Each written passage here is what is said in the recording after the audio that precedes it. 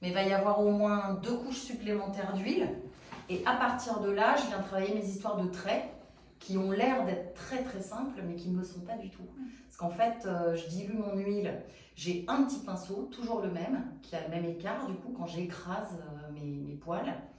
Et en fait, je travaille avec, tu vois, des petits pots comme ça, qui sont remplis de white spirit. Je mets ma pâte dans le couvercle et en fait, je viens appuyer avec plus ou moins de pâte sur le côté de mon pinceau. C'est comme ça que si tu regardes précisément une toile, par exemple, tu as l'impression que c'est récurrent et que c'est toujours la même chose, mais quand tu viens regarder en détail, dans chaque trait, il y a un travail de relief. Et c'est ça aussi qui vient à la fin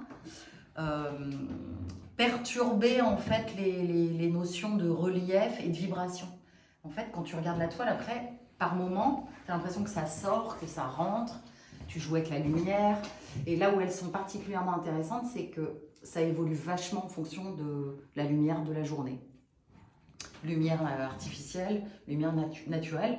Ta toile, en fait, elle va... Bon, tu pourrais le dire de toutes les toiles, hein, ceci étant dit, mais particulièrement sur ces travaux-là. Et comment tu as trouvé ou élaboré cette technique? Moi, j'ai toujours été... En fait, j'ai une formation designer textile aux Arts Déco.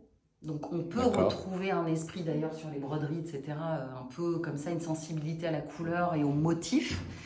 Sauf que sur la peinture, où moi je recherchais des côtés vraiment picturaux, à défaut du textile, où tu es vraiment dans le dessin pur jus, je voulais du coup travailler des histoires de motifs, mais du motif primitif en fait, et aller plus ou moins au bout, et j'ai compris que je n'irais jamais au bout de mon motif que j'appelle bâton, tout simplement. Donc je travaille le trait, le bâton, et ça peut durer une vie entière.